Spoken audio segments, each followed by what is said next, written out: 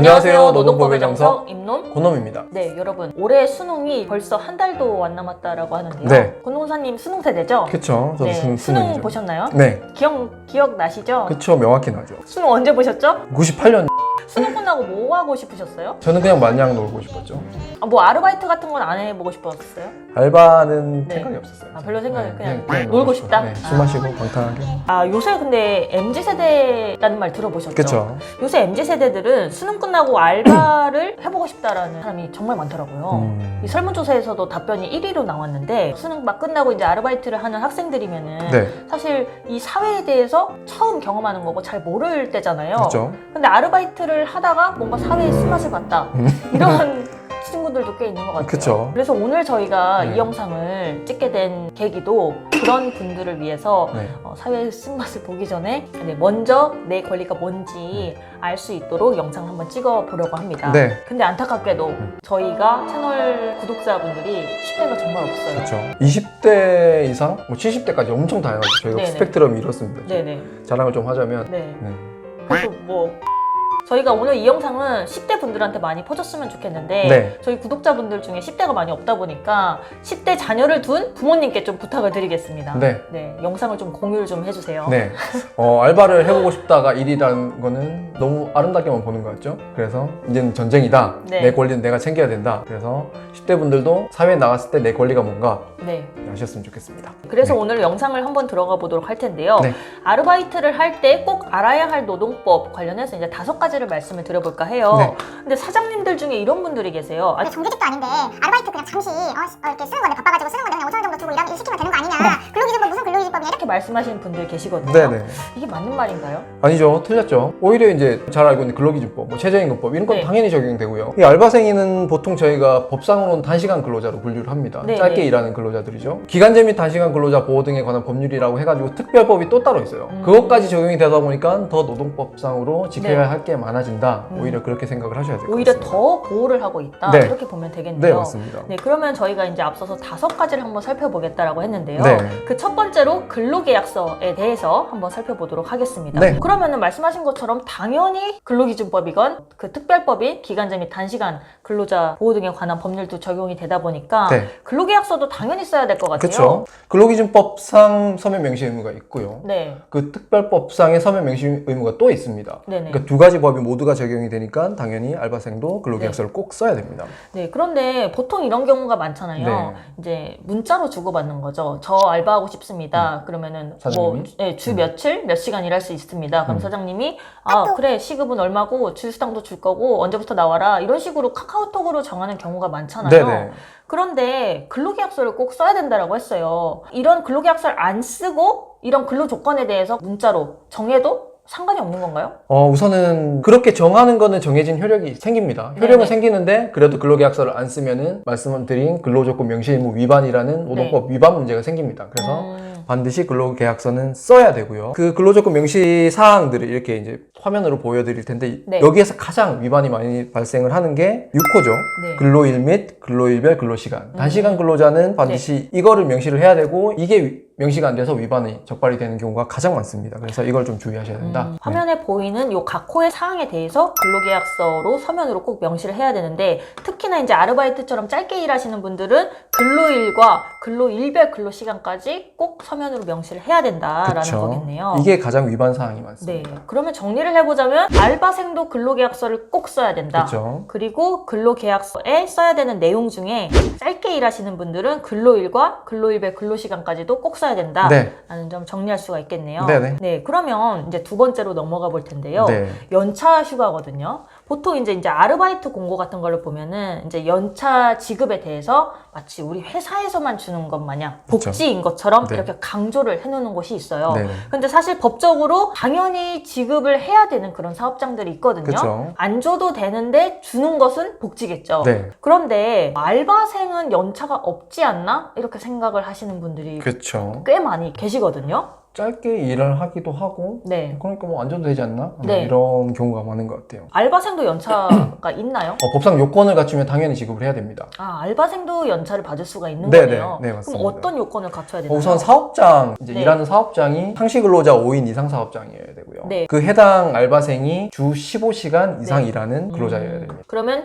두 가지 요건을 말씀 주셨는데 주 15시간 이상 일을 해야 되고 그 사업장 상시 근로자 수가 5인 이상일 때 네. 알바생도 연차를 받을 수가 있다라는 그쵸. 거네요. 맞습니다. 그러면 이제 알바생도 연차를 요건만 갖추면 받을 수 있다라는 건 알겠는데 네. 이게 정규직이랑 8시간 일하는 정규직이랑 뭐 네. 예를 들어 한 4시간 일한다고 하는 네. 4시간 일하는 알바생이랑 연차를 받을 때 네. 그럼 똑같이 받게 되는 건지 그게 네. 궁금하거든요. 이제 엄밀히 말씀드리면 단시간 근로자는 이 연차 부여에 있어서 그 근로시간만큼 비례해서 짧게 부여를 하도록 돼 있습니다. 그러니까 비례해서 지급을 하는 거죠. 8시간 일하는 통상 근로자는 뭐 한 개의 연차가 8시간이다라고 네. 하면은 이 사람은 그게 비례해서 뭐 4시간으로 줄어든다든지 이렇게 네. 되겠죠. 그래서 수식이 이렇게 나와 있습니다.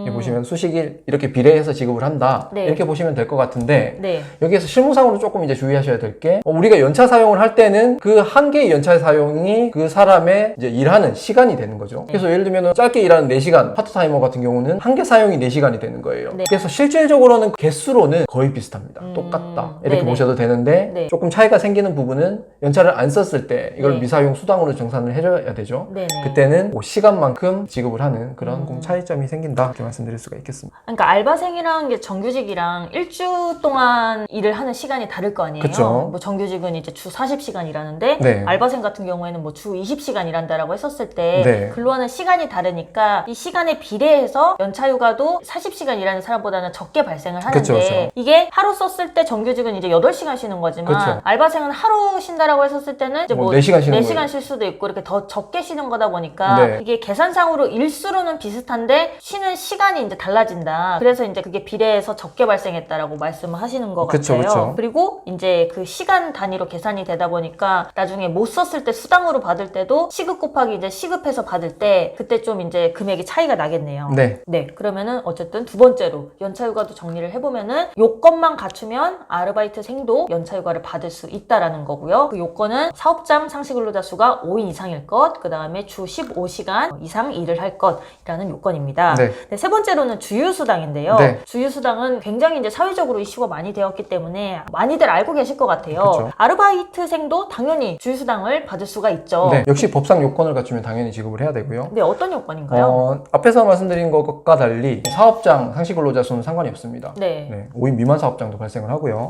이제 그 해당 알바생이 주 15시간 일을 하는 경우에만 네. 주휴수당이 발생을 한다. 이렇게 보시면 되겠습니다. 연차휴가와 달리 이제 근로시간 요건만 있다라고 보면 되겠네요. 네. 그래서 주 15시간 이상 일을 하면은 주휴수당 받을 수 있다 이렇게 보시면 되겠고요. 네. 채용 공고를 보면은 최저시급을 주겠다 혹은 뭐 얼마를 주겠다 이렇게 시급을 나타내는 경우가 있는데 네. 간혹 가다가 시급에다가 미리 주휴수당을 포함을 해서 주휴수당을 포함한 시급이 얼마다라고 이렇게 표시를 하는 사업장이 있거든요. 네네. 이런 것도 가능한 건가요? 가능은 하긴 한데 다음과 같이 두 가지를 조금 주의하셔야 되는 게 첫 네. 번째는 근로조건 명시를 할 때 이게 주휴수당이 포함이 되었다라는 네. 게 반드시 명시가 되어야 되고요. 그리고 주휴수당 포함해서 최저임금 위반이 없어야 된다. 그래서 예를 들면 지금 올해가 8,720원인데 네. 시급 8,720원, 주휴수당 포함. 이건 위반이죠. 네. 그래서 결론적으로는 최저시급, 올해 기준으로는 주휴수당 포함해서는 1,464원이 넘어야지 명시를 할 경우에는 주휴수당까지 포함을 시킬 수 있다. 이렇게 보시면 되겠습니다. 결국에는 최저시급을 주고 주휴수당을 따로 주는 것도 가능하고 그쵸. 아니면 주휴수당을 포함해서 한꺼번에 주는 것도 다 가능한데 네. 문제는 주휴수당을 포함해서 줄 때는 이게 주휴수당이 포함되었다라는 그 사실을 꼭 명시를 해야 되고 그쵸. 그 포함된 금액이 최저임금에 미달되지 않아야 된다는 네. 거네요. 그렇죠. 맞습니다. 네, 주휴수당까지 살펴봤고요. 네. 다음으로 네 번째는 사대보험인데요. 아르바이트를 하다가 만약에 다쳤을 때는 내 자비로 병원비를 부담을 해야 되는 건지 네. 아니면은 뭐 이렇게 보상을 해주는 게 있는지 궁금하거든요. 네네. 일하다가 다치면은 어떻게 뭐 처리를 할 수가 있나요? 당연히 산재 처리가 되어야 됩니다. 알바생도 네. 근로자죠. 근데 산재 처리를 한다라는 게 네. 미성년자 입장에서는 무슨 말인지 모를 수가 있거든요. 그쵸. 이게 뭔가요? 간단하게는 그냥 이거죠. 일을 하다가 다치면은 그게 사업주 책임이에요. 사업주가 책임을 져야 되는데 이거를 우리가 이제 사회보험으로 사대보험 가입을 하겠죠. 그중에 산재보험이라는 게 있습니다. 네네. 거기 가입이 되면은 네. 그 사업주의 책임을 산재보험이 대신한다. 아. 이렇게. 그래서 산재 처리한다. 네. 이렇게 보시면 되겠습니다. 원래는 사업주가 그 책임을 져야 되는데 책임 부담이 너무 커지면 이제 사업 운영을 하기 힘드니까 그쵸. 그거를 사회보험 제도를 활용을 해서 산재보험에 가입을 해서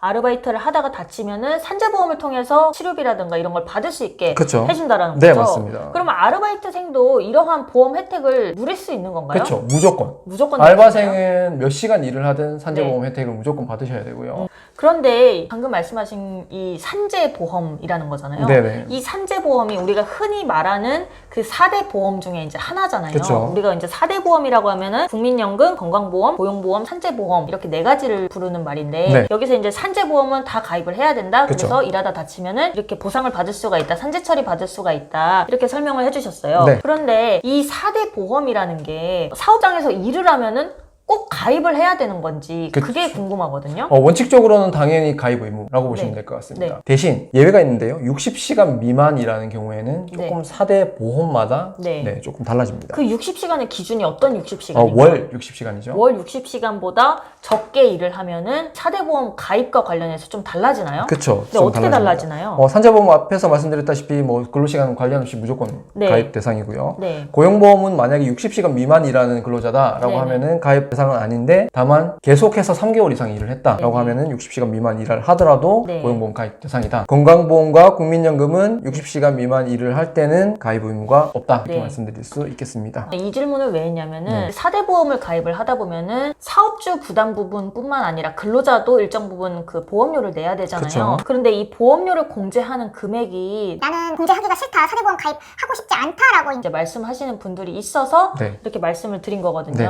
어쨌든 월 60시간 이상 일을 하는 근로자 같은 경우에는 당연 가입 대상이기 때문에 그쵸. 4대 보험 가입이 의무다라는 거죠. 네, 맞습니다. 그런데 60시간 미만 일을 하게 될 경우에는 이제 방금 설명을 해주신 것처럼 각 보험마다 이제 당연 가입 대상인지 아닌지가 조금 달라진다라는 거가 되겠네요. 네. 다만 이제 산재보험 같은 경우에는 근로시간 관계없이 모든 무조건. 근로자에게 네. 적용이 된다. 이 점을 아시면 되겠습니다. 네. 그러면은 알바비 조금인데 이거 사대보험 공제까지 하면 받는 돈이 너무 적다. 공제 왜 이렇게 많이 하는 거냐? 이렇게 생각하시는 분들도 있거든요. 이 공제 금액은 또 얼마나 되는 건가요? 표로 이렇게 보여드리긴 할 텐데 네. 결론적으로는 4대 보험 모두 가입을 할 때 약 9.1% 꽤 크다고 볼 수도 있겠죠. 그 대략 정도 한 뗀다. 10% 정도 네. 공제가 된다라고 보면 되겠네요. 네네. 그래서 4대 보험과 관련해서 설명을 드려봤고요. 네. 마지막으로 5번째는 개인 정보 제공 부분인데요. 네. 이제 아르바이트를 처음 시작하는 이제 미성년자들도 있다 보니까 그렇죠. 아니 사장님이 나 주민등록번호 달라고 하는데 이거 이렇게 마음대로 내 개인정보인데 줘도 되나요? 걱정을 많이 하세요. 좀 막상 뭐 일하는데 무슨 주민번호가 필요하니까 네, 그냥 일만 일하고 하면 되지. 일만 하고 돈 돈 받으면 주면 되지. 그렇죠? 네. 그렇게 생각을 많이 하시죠. 네네. 근데 네. 이 개인 정보를 사장님이 왜 달라고 하는 건가요? 노동관계 법령에서 요구를 하는 게 있어요. 네. 사대보험 신고나 뭐 세금 신고를 할 때는 성명 네. 주민등록번호가 필요하고요. 네. 그 다음에 근로자 명부 작성을 할 때도 성명, 성별, 생년월일, 주소, 이력 등이 필요하고요. 네. 그 다음에 임금대장 급여명세서 작성도 성명, 생년월일 등이 필요합니다. 이게 전부 다 사업주의 의무다 보니까 특히 사대보험과 세금 신고 관련해서 주민등록번호를 네. 요구를 하고 있다는 겁니다. 네. 이 사업주가 법령상의 의무를 다하기 위해서 근로자의 이런 개인정보가 필요하다라는 거죠. 그쵸. 그러니까 이 방금 말씀드린 범위 내에서는 여러분들이 개인정보를 제공을 해줘도 괜찮다라는 건데요. 네. 문제는 뭐냐면은 사업주도 이 개인정보를 수집을 하는 그 목적 자체가 여기에 나오는 사업주의 법령상 의무를 다하기 위함이잖아요. 그쵸. 그런데 수집을 한 목적 이외에 사용을 하면 안 된다라는 거죠. 네, 맞습니다. 뭐 예를 들면은 그렇게 수집을 했다가 다른 사장들한테 뭐 알바생 리스트를 공유를 한다든지, 네네네. 아니면은 뭐 저기 대부업체에도 뭐 넘긴다든지 뭐 정보 팔아먹는다든지 네네네. 이렇게 해버리면 개인정보법 위반 문제가 생기는 거죠. 그렇죠. 그럴 네. 때는 개인정보보호법 위반 문제가 생기니까 그쵸. 아르바이트를 하시는 분들이 만약에 내 개인정보를 넘기는 게 너무 걱정이 된다라고 하시면은 사장님한테 이런 거를 확인하는 거죠. 어떤 것 때문에 이제 개인정보가 필요한가요? 라고 이제 여쭤보면은 그 수집 목적을 말씀을 해주실 거 아니에요. 그쵸. 뭐 세금 신고하려고 한다, 뭐 사대보험 때문에 그렇다라고 하면은 그러면 그 범위 내에서만 이 개인정보를 사용해 주세요 라고 이렇게 말씀을 해주시면 될 것 같습니다. 네. 네, 이 아르바이트 같은 경우에는 아무래도 이제 사회 초년생, 사회 경험이 많이 부족한 어린 학생들이 하는 경우가 많다 보니까 네. 어떻게 해야 되는지도 잘 모르고 사실 근로조건도 잘 모르고 네. 권리가 뭔지도 잘 모르는 경우가 굉장히 많아요. 네. 그래서 오늘 이 영상을 한번 찍어봤는데 네. 사실 이 영상이 10대들한테 많이 공유가 되었으면 좋겠는데 네네. 저희 구독자층이 10대가 많이 없다 보니까 여러분들한테 공유를 좀 부탁을 드리겠습니다. 그렇죠. 사회초년생 분들도 이제는 권리를 본인들이 찾아야 네. 이제 뭐 학교에서 아마 이제 노동법 교육을 많이 해줄 거예요. 네. 해주기 때문에 잘 아는 이제 학생들도 많을 테지만 네. 그 노동법 교육 시간에 이제 자고 있는 학생들이 많더라고 해요. 네. 이제 알바를 시작할 때 그때서야 이제 찾아보고 그럴 텐데 네. 이 영상을 보시고 도움이 되셨으면 좋겠습니다. 네. 네, 오늘도 유익한 영상이 되셨기를 바랍니다. 네. 감사합니다.